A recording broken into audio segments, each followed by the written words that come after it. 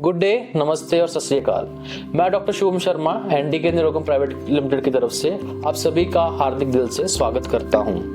आज की इस बिजी लाइफस्टाइल में हर दूसरा व्यक्ति स्ट्रेस, एंजाइटी और डिप्रेशन से पीड़ित है। जैसा आप सभी को पता ही है कि पिछले 25 वर्षों से हमारे जो सीनियर मोस्ट डॉक्टर हैं डॉक्टर नवदीप शर्मा जी, वो पूरे विश्व भर में जाने जाते हैं स्ट्रेस, एंजाइटी, डिप्रेशन और तरह तरह के साइकोलॉजिकल डिसऑर्डर्स को ट्रीट करने में। उनकी वजह से लाखों ही चेहरों पे मुस्कान आज वापस लौट आई है। उन्हीं की टीम से मैं आज आपको इंट्रोड्यूस करवाने जा रहा हूँ बहुत ही सीनियर मोटिवेशनल स्पीकर, एक जीते जाते एग्जाम्पल पॉजिटिविटी के हमारे mister Om Prakash Sharma ji. Thank you जी। आज हम सीखेंगे इनके एक्सपीरियंस से, जो इनका एक लाइफ का अपना एक्सपीरियंस रहा है, जो इन्होंने चीज़ों को पाया है और इन्हीं की गाइडेंस को आज हम फॉलो भी करेंगे। सर से कुछ चीज़ें मैं जानना चाहूँगा। सर, मैं जान सकता हूँ कि क्या हम किसी व्यक्ति को देख के कैसे बता सकते हैं कि ये डिप्रेशन से पीड़ित है? उसके क्या लक्षण रहते हैं? सबसे पहला लक्षण ये है कि वो एक तो उदास होगा, दूसरा वो कोई भी ऐसा काम नहीं करेगा जैसे वो दोस्तों से घुलता मिलता था, गेम्स खेलता था, पेरेंट्स के साथ बड़ा घुल मिल जाता था, बच्चों के साथ बड़ा घुल मिल जाता था।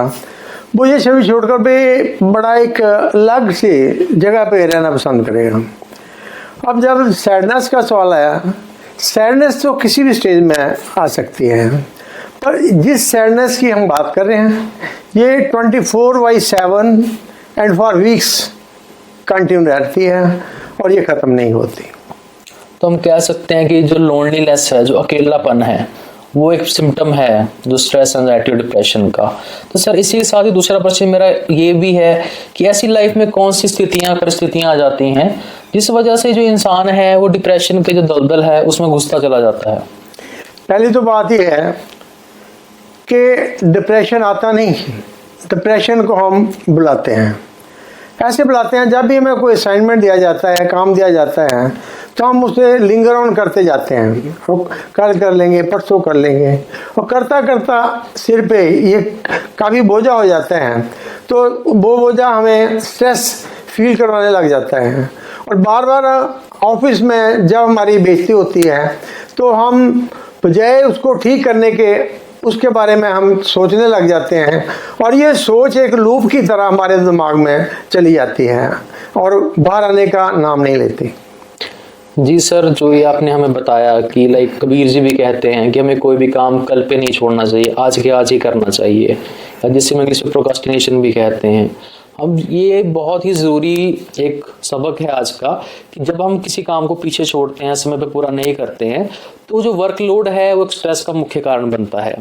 अब सर, मैं आपसे जानना चाहूँगा, जब हम कहीं भी किसी को डिप्रेशन में देखते हैं, वो किसी डॉक्टर के पास जाता है, सलाहकार के पास जाता है, तो उसे बहुत सारी दवाइयाँ रिकमेंड की जाती हैं।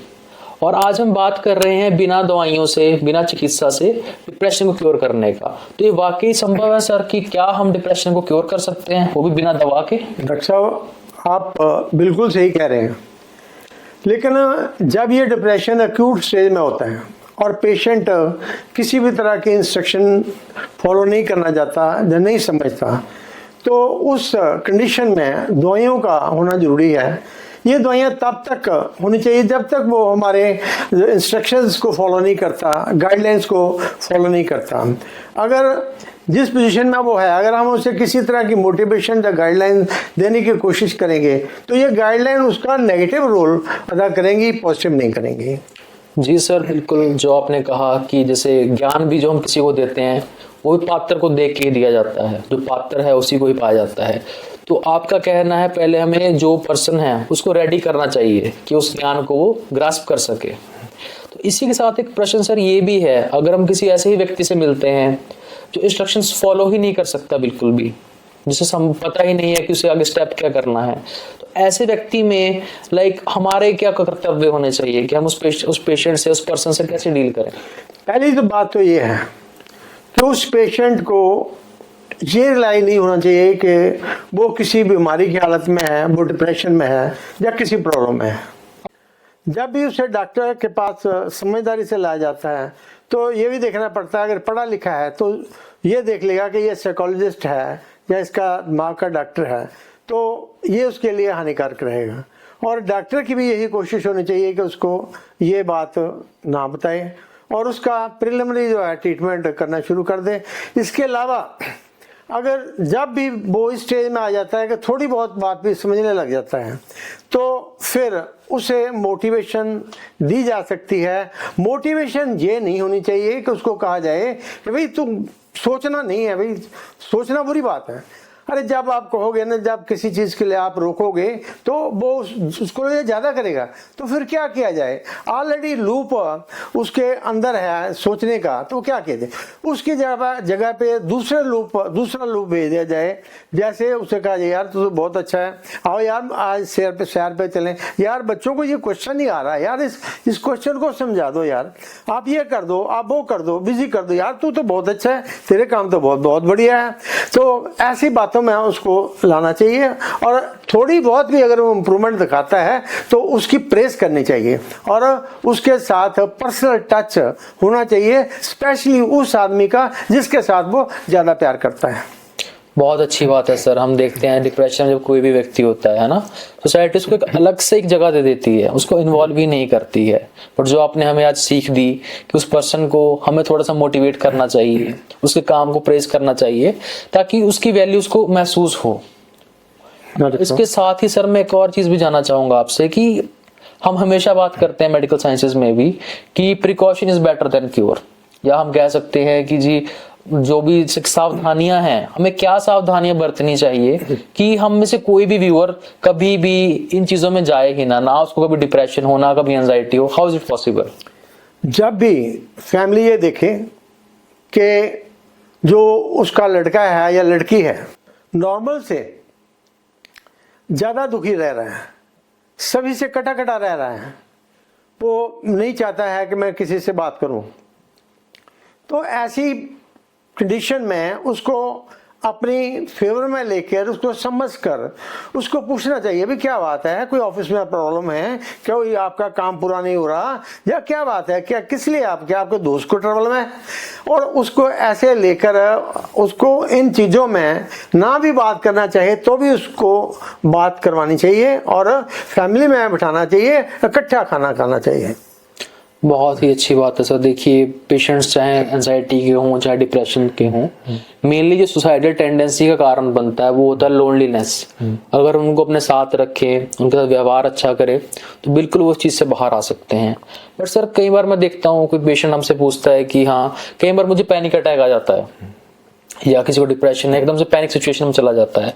तो अगर सर पैनिक सिचुएशन सच्ची में पॉसिबल है ना, तो हम क्या कर सकते हैं कि उस सिचुएशन को हम डील करने के लिए? देखो जिस दुनिया में हम रह रहे हैं इसमें कभी भी कुछ भी हो सकता है, कोई किसी को नुकसान भी हो सकता है, फायदा भी हो सकता है, किसी का नियर एंड डियर की डेथ भी हो सकती है, कुछ भी हो सकता है। अगर ऐसी कोई अनवर्ड सिचुएशन पैदा हो तो वो डिप्रेशन में चला जा सकता है। ऐसी कंडीशन में उसको सबसे पहले डॉक्टर से कंसल्ट लेके थोड़ा उसको मोटिवेट करने के पोजीशन में लाना चाहिए। दोस्तों वही है, पैनिक अटैक अगर होता भी है तो योग साधना प्राणायाम ये सब आयुर्वेद के जो एक बहुत इंपॉर्टेंट पार्ट हैं, ये इसको मैनेजमेंट करने में बहुत हेल्पफुल है। अब सर बात करते हैं कोई इंसान जब में हम देख ही लिया है कि ऑलरेडी डिप्रेशन में ही हमारे सामने हमें दिख रहे हैं उसके लक्षण, तो हमें उसको क्या राह देनी चाहिए कि वो उस चीज से बाहर आ सके? पहली बात तो उसका शरीर ये समझने के लायक हो जाना चाहिए, जो वो बिल्कुल थका जो उठने की हिम्मत उसमें नहीं है, उसके शरीर को ठीक करना चाहिए। और करने के बाद जब हो जाता है तो फिर उसको मोटिवेशन देनी चाहिए।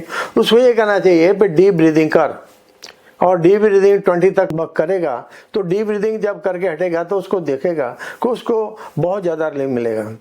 इसके अलावा उसको प्यार से मोटिवेट करना चाहिए, सुबह मॉर्निंग वॉक के लिए जाए, उसको प्यार से कहा I go through this book, I want the result of this book, what is written in this book, so you go to this books and summarise it to me, just like activities. And also he should be advised, if he follow the instruction, to do meditation. He may do meditation in any way, he have faith, he can do the meditation for that. बिल्कुल sir, खुद को engage रखना। वो कहावत भी है कि जो खाली दिमाग है वो शैतान का घर होता है। किसी पर्सन में पहले ही नेगेटिव थॉट्स है, अगर उसको हम एंगेज रखें तो बहुत यूजफुल है। इसके साथ आपने बताया योगा, मेडिटेशन या आयुर्वेद हम अष्टांग योग भी कहते हैं, जिसमें 8 योगों का वर्णन है। उनकी अचीवमेंट सर समाधि की ओर ले जाती है इंसान को, जिसे हम शून्यता कहते हैं। और वो एक अपने आप में ही बहुत इंपॉर्टेंट तत्व है जिससे हर एक इंसान मिलना चाहता है लास्ट में। तो सर आपके जो गाइडेंस थी, इससे मुझे लगता है आज बहुत सारे जो हमारे युवा साथी हैं या जितने भी हमारे व्यूअर्स हैं उनको जिंदगी जीने की एक नई राह दिखेगी। और सभी व्यूअर से यही कहूँगा कि सदा खुश रहिए, हंसते रहिए और हमेशा ही अपनी हेल्थ को प्रायोरिटी दीजिए, अपनी लाइफस्टाइल को प्रायोरिटी दीजिए। और मैं आशा करता हूँ सर आपसे फिर से मुलाकात होगी किसी नई चर्चा पे। और मुझे विश्वास है कि जो हमारे व्यूअर्स हैं हमारी बातों को फॉलो भी करेंगे और आने वाले टाइम में हम आपका मार्गदर्शन जरूर चाहेंगे sir. Thank you so much for your precious time sir. धन्यवाद। Thanks a lot.